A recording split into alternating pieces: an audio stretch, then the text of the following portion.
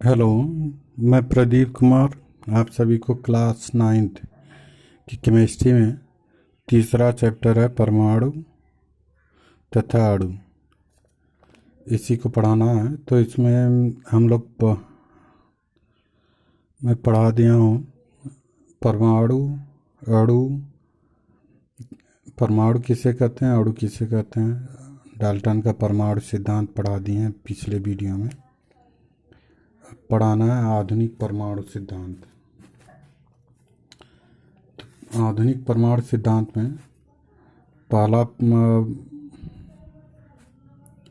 यानी कि जो डाल्टन का परमाणु सिद्धांत था उसी में संशोधन किया गया है, और जो संशोधन वाला परमाणु सिद्धांत है उसी को आधुनिक परमाणु सिद्धांत कहते हैं। तो इसमें जो पहला नियम वह डाल्टन ने दिए थे। डाल्टन के अनुसार कि परमाणु अविभाज्य होता है और इसको विभाजित नहीं किया जा सकता। तो यहाँ पे आधुनिक परमाणु सिद्धांत के अनुसार है कि परमाणु को 3 भागों में विभाजित किया जा सकता है। पहला है इलेक्ट्रॉन, प्रोटॉन और न्यूट्रॉन। 3 भागों में आराम से विभाजित कर सकते हैं। इसी कारण जो परमाणु होता है वह 3 मूल कणों से मिलकर बना होता है, इलेक्ट्रॉन, प्रोटॉन और न्यूट्रॉन। जो इलेक्ट्रॉन होता है यह परमाणु का सबसे हल्का कण होता है, और जो कि वह नाभिक के चारों ओर बारीक कक्षा में चक्कर लगाता है। जो प्रोटॉन और न्यूट्रॉन होता है, वह प्रोटॉन पे धनावेश होता है और न्यूट्रॉन उदासीन होता है। तो यहाँ पर प्रोटॉन और न्यूट्रॉन जो होता है वह परमाणु के नाभिक में स्थित होता है। तो इस तरह से परमाणु को 3 भागों में विभाजित किया जा सकता है, या कह सकते हैं कि परमाणु 3 भागों से मिलकर बना होता है, या 3 मूल कणों से मिलकर बना होता है, इलेक्ट्रॉन, प्रोटॉन और न्यूट्रॉन। दूसरा, डाल्टन ने बताया था कि एक ही तत्व के जो परमाणु भार होंगे, एक ही तत्व के जो परमाणु भार होंगे, आकार होगा, उसका गुण जो होगा वह क्या होता है, सभी जगह पर समान होता है।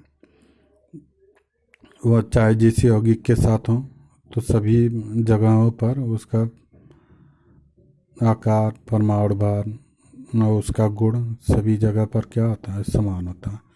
लेकिन आधुनिक परमाणु सिद्धांत के अनुसार एक तत्व होता है तो उसका परमाणु द्रव्यमान भिन्न भिन्न हो सकता है। जिसे देखेंगे तो यहाँ पे हाइड्रोजन जो होता है वह 1H1, 1H2 और 1H3, इसको नाम दिया गया है प्रोटियम। इसको ड्यूटेरियम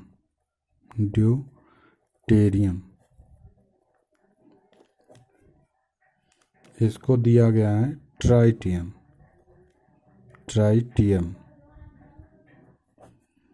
अब प्रोटियम जो होता है, अब इसमें देखिए गुणों में कितनी भिन्नता है। सबसे पहली बात कि इनका परमाणु भार देखेंगे तो 1, यहाँ पर 2, यहाँ पर क्या है 3, तो परमाणु भार भी अलग अलग हो गया। अब अगला देखेंगे तो यहाँ पर इसका नाम भी अलग अलग है। प्रोटियम, दूसरे का ड्यूटेरियम, तीसरे का क्या होता है ट्राइटियम। तो इसमें जो प्रोटियम होता है इसको साधारण हाइड्रोजन बोलते हैं, इसको भारी हाइड्रोजन बोलते हैं, इसका नाम ट्राइटियम होता है। तो यह जो प्रोटियम होता है यह साधारण यौगिकों में प्रयोग किया जाता है, जैसे H2O हो गया, जल हो गया, जल में मेथेन हो गया, एथेन हो गया, प्रोपेन हो गया, ब्यूटेन, यह सब में प्रोटियम का प्रयोग किया जाता है। साधारण मतलब अगर सिंपल सा पकड़ लेंगे तो H2O जो पीने योग्य होता है, और ड्यूटेरियम या भारी हाइड्रोजन होता है जो कि ऑक्सीजन से अभिक्रिया करके भारी जल बनाता है, जो कि वह पीने योग्य नहीं होता। अगर पौधों के जड़ों में दे दिया जाए तो वह नष्ट हो जाता है। और ट्राइटियम से परमाणु बम बनाया जाता है। तो ये इन तीनों में बहुत अंतर होता है। तो इसीलिए डाल्टन का परमाणु सिद्धांत जो है वह आधुनिक परमाणु सिद्धांत से एकदम अलग है। तीसरा अगर देखेंगे तो इन्होंने जो डाल्टन ने बताया था, पिछले वीडियो में हम डाल्टन का परमाणु सिद्धांत पढ़ा चुके हैं, उसको देख लीजिएगा। तीसरा इन्होंने बताया कि भिन्न भिन्न तत्वों के परमाणु भार और गुण समान नहीं हो सकते। यानी कि दो तत्व रख दिया जाए तो दोनों तत्वों का परमाणु भार समान नहीं हो सकता, उनका गुण समान नहीं हो सकता। लेकिन यहाँ पर क्या है, यहाँ पर आधुनिक परमाणु सिद्धांत के अनुसार दो तत्वों का या भिन्न भिन्न तत्वों का परमाणु भार भी समान हो सकता है, उसका लगभग गुण भी समान हो सकता है। जैसे यहाँ पे लिख के बता दे रहे हैं, भिन्न भिन्न तत्वों के परमाणुओं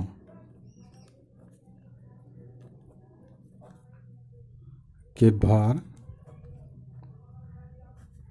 व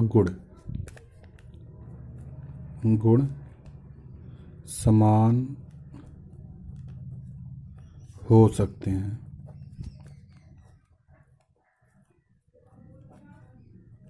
यानी कि अलग अलग तत्व हैं, उनके परमाणु भार भी समान हो सकते हैं और गुण भी समान हो सकते हैं।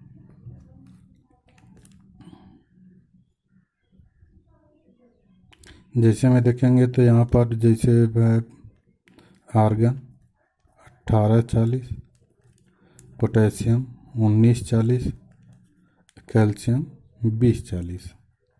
तो यहाँ पर परमाणु भार देखेंगे तो यह परमाणु भार क्या है, समान है। तो तीन तत्वों के परमाणु भार क्या है, समान है।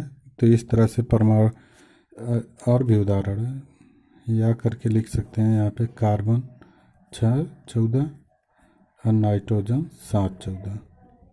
तो यहाँ भी परमाणु भार क्या है, समान है। तो इस तरह के तत्व क्या होते हैं कि परमाणु भार समान होने के कारण उनके गुणों में लगभग कुछ समानता मिलती है। लेकिन जैसे अगर समानता देखेंगे कि दो तत्वों में समानता कैसे होती है, जैसे लिथियम है और सोडियम है। लिथियम का परमाणु क्रमांक 3 होता है, इसका इलेक्ट्रॉनिक विन्यास करेंगे तो 2 1, इसका 2 8 1। तो यहाँ पर इसके बाहरी कोश में क्या है, एक एक इलेक्ट्रॉन है। तो जब एक एक इलेक्ट्रॉन है तो यह इलेक्ट्रॉन को त्यागेगा तो इस पर +1 चार्ज आएगा, इस पर +1 चार्ज आएगा। तो इसलिए इन दोनों तत्वों का गुण भी क्या हो सकता है, समान हो सकता है।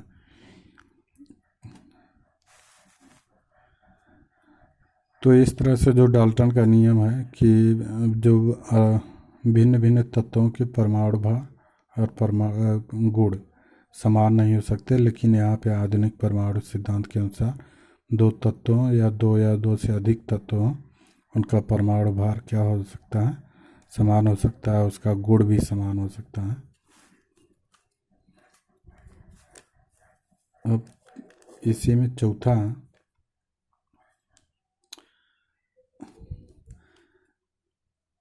है कि जो डाल्टन बताए थे कि दो तत्व यानी कि दो या दो से अधिक परमाणु अगर परस्पर मिलते हैं तो वहाँ पे यौगिक परमाणु बनता है।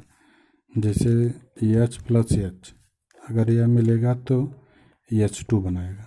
तो उनका कहना था कि यौगिक परमाणु बनते हैं। लेकिन यहाँ पे आधुनिक परमाणु सिद्धांत के अनुसार यह क्या बनाते हैं, अणु बनाते हैं। यानी कि दो परमाणुओं के मिलने से क्या बनते हैं, दो या दो से अधिक परमाणुओं के मिलने से क्या बनते हैं, अणु बनते हैं, न कि यौगिक परमाणु बनते हैं। तो यहाँ पर O2 यह भी क्या होगा, अणु होगा। तो यहाँ पर डाल्टन का जो पिछला नियम बताया गया था वो यहाँ पर क्या हो जाता है, गलत हो जाता है।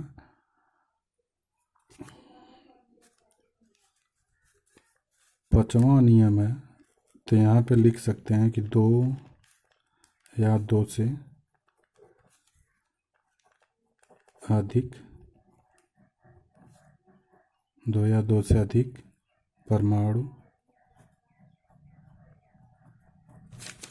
परस्पर मिलकर अणु बनाते हैं, अणु बनाते हैं, न कि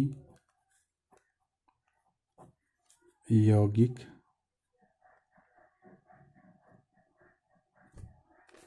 परमाणु, न कि यौगिक परमाणु।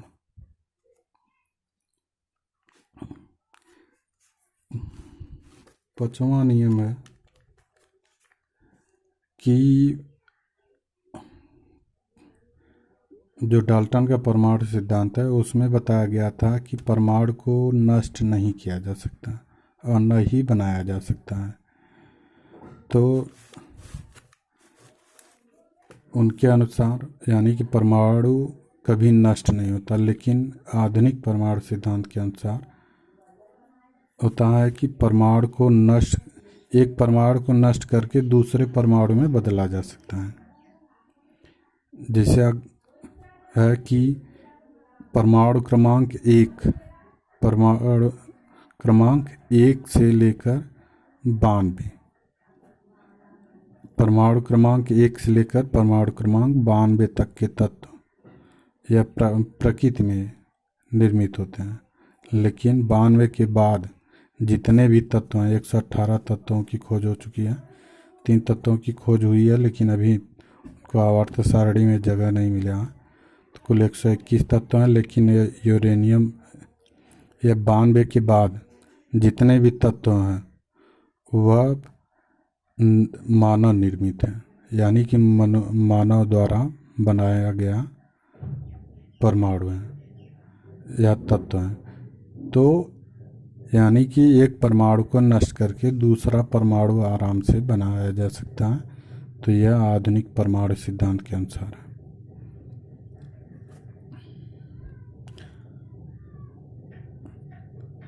तो इस तरह से उम्मीद है कि यह डाल्टन का जो आधुनिक परमाणु सिद्धांत है वह अच्छे से समझ में आ गया होगा।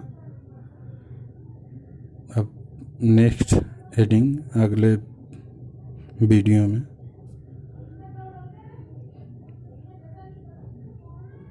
Thank you.